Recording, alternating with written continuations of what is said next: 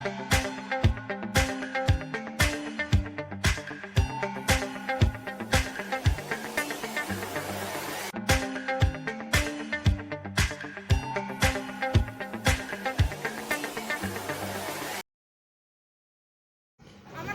के दिन चौरंगी विधानसभा क्षेत्र में हमारे रिपोर्टर ने पल पल की जानकारी दी।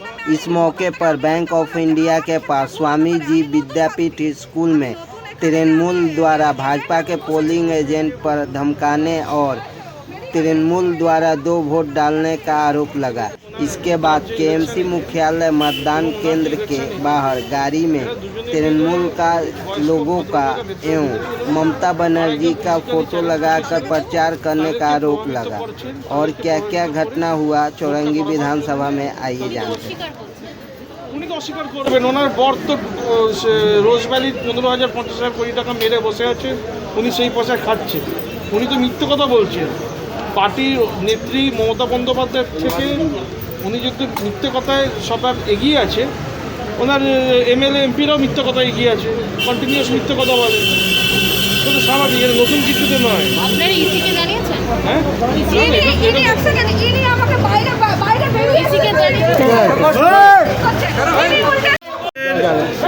যিনি পোলিং এজেন্ট, উনি একজন মহিলা।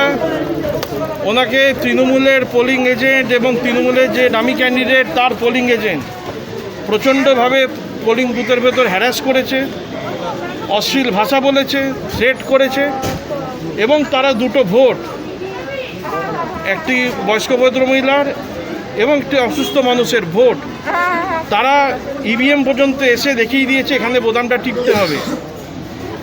এর জন্যে আমাদের যে পোলিং এজেন্ট সে আমাকে খবর দেয়, বাইরে সই করে বাইরে বেরিয়ে এসে আমি তার অভিযোগ শুনে এখানে আসি। এখানে এসে দেখি যেখানকার যে ক্রিমিনাল আছে, যে এখানকার প্রস্টিটিউট সেন্টার চালায় ঘেঁচা, মুচিপাড়া থানার সাথে তার সেটিং চলে, সে তার টিম এখানে এসেই ক্যাওসটা সৃষ্টি করছে। সে সেই সেন্টারের কিছু মহিলাকে এখানে পাঠিয়ে দিয়েছে, যারা এখানে একটা সিন ক্রিয়েট করছে। এবং নয়না বন্দ্যোপাধ্যায় এখানে নিজে উপস্থিত থেকে এর প্ররোচনা করছে, এর জন্য এই ইনস্টিগেট করছে পাবলিক এবং ভোটকে প্রভাবিত করার ব্যাপক চেষ্টা করছে। কিন্তু সাধারণ মানুষের আমার কাছে যা ফিডব্যাক, আমি লাইনে দাঁড়িয়ে শুনলাম, সাধারণ মানুষ বলছে দাদা চিন্তা করবেন না, আমরা বিজেপির সাথে আছি, বিজেপিকে ভোট দিচ্ছি। এটা নয়না বন্দ্যোপাধ্যায় বুঝতে পারছে, তার এখানকার ক্রিমিনাল বাহিনীরা বুঝতে পারছে, তার জন্যে তারা এসে এখানে একটা সিন ক্রিয়েট করার চেষ্টা করছে। কিন্তু এখানকার মানুষ করোনা প্রোটোকল মেনে, সব কিছু মেনে তারা দেশের প্রতি, রাষ্ট্রের প্রতি এবং রাজ্যের প্রতি তাদের যে দায়বদ্ধতা, তাদের যে কমিটমেন্ট, সেটা পূরণ করছে। তারা এসে ভোট দিচ্ছে, এটা একটা পজিটিভ সাইন, মানুষ এসে ভোট দিচ্ছে। তৃণমূলের যারা লোক ছিলেন তারা আপনার এজেন্টের সম্পর্কে উল্টোপাল্টা কথা বললেন, কি বললেন? না, তৃণমূলের লোক, তাদের এখন সিন্ডিকেটের টাকা খাওয়া বন্ধ হয়ে যাচ্ছে, তাদের কাটমানি খাওয়া বন্ধ হয়ে যাচ্ছে, তারা যে এখানে প্রস্টিটিউট সেন্টার চালাচ্ছে সেখানে তাদের একটা ব্যাগরা ঘটছে, তাই জন্য তাদের অনেক অসুবিধে হচ্ছে। কিন্তু এটা তো খুব কম সংখ্যা লোক। এই যে তৃণমূলের সিন্ডিকেট আর গুন্ডা ট্যাক্সের টাকা খাওয়ার লোক, এর মাত্রা তো খুব কম। সুদীপ বন্দ্যোপাধ্যায় সাধারণ মানুষের 15 থেকে 50,000 কোটি টাকা মেরে বসে আছে। তার স্ত্রী নয়না বন্দ্যোপাধ্যায়ের এত তেজ, এগুলো তো মানুষ সহ্য করবে না। প্রক্সি ভোট আর ছাপ্পা ভোট করে তারা কতদিন এ করবে? সেটা কি খুব ভালো কিছু হবে? ভালো হবে না। এইখানে যে ঘটনাটা ঘটলো, এটা নিয়ে কি আপনারা নির্বাচন কমিশনে যাচ্ছেন? হ্যাঁ, আমি নির্বাচন কমিশনকে জানাবো। হ্যাঁ, এখানে অবশ্যই নির্বাচন কমিশনকে জানাবো। আপনি বডি ল্যাঙ্গুয়েজ দেখুন, একজন সাংসদ 20-50 হাজার কোটি টাকা মেরে বসে আছে, তার স্ত্রীর, তার বউ অভিনেত্রী, তার বডি ল্যাঙ্গুয়েজ দেখুন। নোংরা ভাষায় মানুষকে গালাগাল দিচ্ছেন উনি, নোংরা ভাষায় গালাগাল দিচ্ছে। কনফিডেন্স লেভেল তার চলে গেছে, মানুষ তার বিরুদ্ধে যাচ্ছে, উনি নোংরা ভাষায় মানুষকে গালাগাল দিচ্ছে। ধন্যবাদ।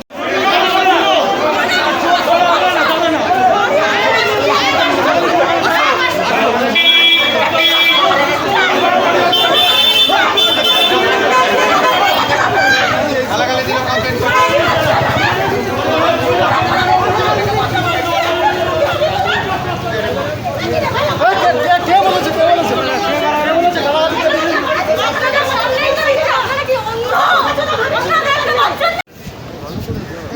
একটা নোট ভাই কি লাফালাফি করছে না সব कॉर्पोरेशन का पार्ट है कॉर्पोरेशन का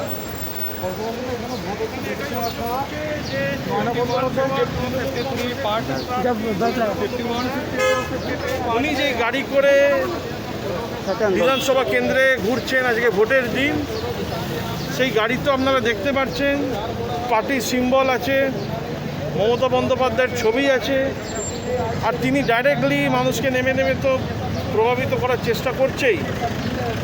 আর গাড়িটাও তিনি এই ভোটের আজকের দিনে মানে যেদিনকে ভোট হচ্ছে উনি ভোটের প্রচারের কাজে ব্যবহার করছেন, ওই গাড়ির মাধ্যমে উনি প্রচার করছেন। আর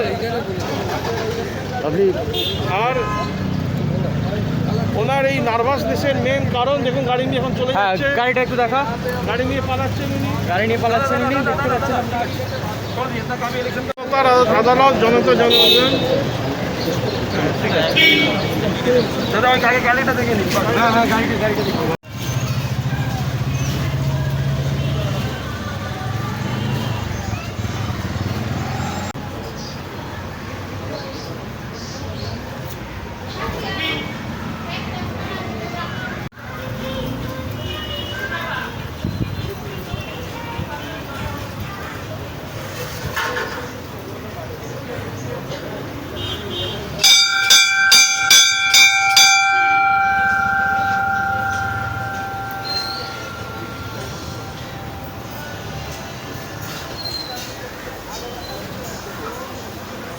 दादा थोड़ा जल्दी से मिल लीजिए तो मिलिए खराब था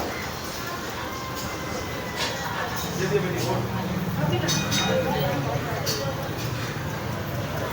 आप लोग की वोट সেটা বলে দিয়েছি স্পটে প্রেজেন্ট আছে বলে দিয়েছে আমাকে ওসি বলেছে, সেটা আপনারা কমপ্লেন করেছেন, যেটা করবে সেটা হবে। আর যেটা একটু সেনসিটিভ এখানে গন্ডগোল পাকাবার আমাদের ওইখানে কর্পোরেশনের কাছে চেষ্টা করতে হবে। এখানে আমাদের একটা একটু ছড়িয়ে ছিটিয়ে যান, এর কোভিড প্রোটোকলে একটু ছড়িয়ে যাও, ছড়িয়ে করুন। বলছে একটা ইনফরমেশন আসছে। कुछ पोल हुआ एक नॉर्थ कोलकाता में, क्या बोलेंगे। इसके अलावा गांव ग्राम में जो वोट हुआ वो 80% तक चला गया है, मुर्शिदाबाद और जहाँ जा रही है, क्या बोलेंगे, इसका क्या इंगित है। देखिए मैं अभी तक स्टैटिस्टिक्स देखा नहीं हूँ, पर आप जब बोल रहे हैं यहाँ पर 56% 57% कुछ हुआ। पोलिंग हुआ है, तो कलकत्ता में ऐसा ही पोलिंग परसेंटेज इन जनरल रहता है, थोड़ा कम ज़्यादा रहता है, पर लगभग ऐसा ही रहता है। और जहाँ पर गांव का प्रश्न है, गांव में भी परसेंटेज कलकत्ता से हाई रहता है, पर इस बार गांव के लोग और भी भारी मात्रा पर आकर वोट दिए। इसका विशेष वजह यह है कि गांव के लोग ये तृणमूल का जो गंदा राजनीति है इससे बहुत ज़्यादा परेशान थे। हमारे कलकत्ता के लोगों के पास बहुत सारे साधन हैं अपने डिप्रेशन फ्रस्ट्रेशन को निकालने के लिए, पर गांव के लोग को ये चुनाव एक मौका मिलता है जहां पर वो अपने मन का भड़ास को निकाल सकें। इसीलिए गांव के लोग भारी मात्रा पर आकर वोट दिए हैं, और कलकत्ता का जो 57% का आप आंकड़ा बता रहे हैं ये क्वाइट नेचुरली ऐसा ही होता है। पर फिर भी ये कोविड का जो परिस्थिति चल रहा है, इसमें कलकत्ता में 57% वोट हुआ तो मेरे ख्याल से ठीक है, अच्छा है। गांव में इलाका फैला हुआ है, खेत है, बड़े बड़े खेत हैं, लोग बहुत बड़ा इलाके में रहता है। कलकत्ता कंजेस्टेड एरिया है, तो कलकत्ता के लोग जाकर अगर 57% वोट दिया है तो ठीक है मेरे हिसाब से। थोड़ा और अच्छा ज़्यादा होने से अच्छा रहता, पर 57% है फिर भी ठीक है। चौरंगी विधानसभा में मुस्लिम वोट लोग अब की बार बढ़ जाएंगे, क्योंकि देखा जा रहा संतोष पाठक ये भी खड़े हैं।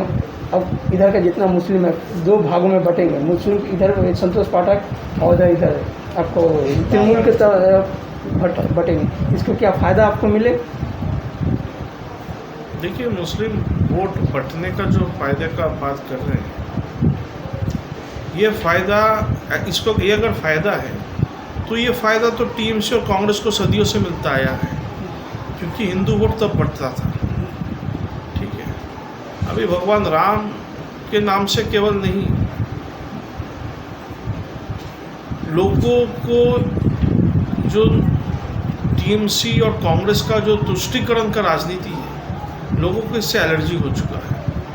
तो लोग भरपूर वोट दिए हैं, विशेष करके हमारे जो मुस्लिम मेजॉरिटी वार्ड्स है उसके बाहर के जो जितने वार्ड वहाँ के लोग वोट आगे आके दिए हैं। हाँ, मुस्लिम बूथ पर पोलिंग ज़्यादा हुआ है, क्योंकि मेरा व्यक्तिगत मानना ये है कि मुस्लिम लोग ज़्यादा वो लोग पॉलिटिकली सचेतन है, एक्टिव है। एक गरीब से गरीब मुस्लिम, एक कम पढ़ा लिखा हुआ मुस्लिम भी, उनका पॉलिटिकल मैच्योरिटी एक नॉर्मल हिंदू से ज़्यादा है, ये मेरा मानना है। और आज से नहीं, मैं बहुत पहले से मानता हूँ। इसीलिए मुस्लिम इलाकों में वोटिंग परसेंटेज ज़्यादा होता है। इसका कारण यही है, और क्या हो सकता है। দেখা যাচ্ছে আজকে বউবাজারে ঝামেলাটা হয়েছে আপনার সেটা পরে দেখুন, বউবাজারে একটি পোলিং স্টেশনে আমাদের একটি পোলিং এজেন্টকে ওখানকার তৃণমূলের পোলিং এজেন্ট এবং তৃণমূলের দামি ক্যান্ডিডেটের এজেন্ট তারা বাজেভাবে হ্যারাস করছিল, তাকে উত্তপ্ত করার চেষ্টা করছিল। উনি একজন মহিলা, আমাদের যে পোলিং এজেন্ট মহিলা, আর যারা অন্যদিকে ছিল তারা সবাই পুরুষ। তারা তাকে অনেকভাবে বাজে ভাষা ব্যবহার করছিল তার প্রতি, এবং সে যাতে সে পোলিং বুথ ছেড়ে বেরিয়ে যায়, চলে যায়, তার রকম সমস্ত ব্যবস্থা করছিল। কিন্তু সে সাইন করে নিজের রিস্কে বাইরে এসে আমাকে খবরটা দেয়। আমি তখন ওখানে দৌড়ে যাই এবং গিয়ে আমি তখন ওখানে দেখি সত্যি পরিস্থিতি খারাপ, কেন যেই লোকগুলো গালাগালি দিচ্ছিল তাকে, তার মধ্যেও একজন তখন বাইরে বেরিয়ে এসছে। বাইরে বেরিয়ে এসে লোক সমাজের সকলের সামনেও তাকে গালাগালি দিচ্ছে, আমাদের পোলিং এজেন্টকে নোংরা নোংরা ভাষায় গালাগালি। তখন আমি তার প্রতিবাদ করি, কিন্তু অদ্ভুত এবং অবাক হওয়ার একটা বিষয় যে ওই সময় আমি যেমন ওখানে উপস্থিত ছিলাম, নয়না বন্দ্যোপাধ্যায় উপস্থিত ছিল, কিন্তু নয়না বন্দ্যোপাধ্যায়ের সামনে তার এজেন্টরা আমাদের এজেন্টকে, তার পুরুষ এজেন্ট আমাদের মহিলা এজেন্টকে গালাগালি দিচ্ছে, কিন্তু নয়না বন্দ্যোপাধ্যায় একটি শব্দও বলল না। যদি বা আমি খুব একটা অবাক হই না, কেন আমি ওনাদের নেচার জানি ভালো। তো আমি প্রোটেস্ট করেছি। আমি আমার টিমকেও খবর দিয়েছিলাম ইলেকশন কমিশনে একটি কমপ্লেন দেওয়ার জন্য। এই আমি অফিসে ফিরলাম, জানি না কমপ্লেন দিয়েছি কিনা, দেখবো, ফলো আপ করবো। পুলিশের ভূমিকা কী ছিল? দেখুন, পুলিশের ভূমিকা কী বলবো, আমি তো ইলেকশন কমিশনের যে গাইডলাইন, সেখানে পুলিশ পোলিং বুথ থেকে একটা স্পেসিফিক ডিস্টেন্সে থাকার দরকার ছিল, কিন্তু আমি এরকম অনেক বুথে গেছি যেখানে পুলিশই দরজায় গেটে দাঁড়িয়ে আছে, মানুষের সাথে কমিউনিকেট করছে। তো আমি জানি না এটা পুলিশ ইলেকশন কমিশনের গাইডলাইন না মেনে কার গাইডলাইন ফলো করছিল এবং কার জন্য কাজটা করছিল।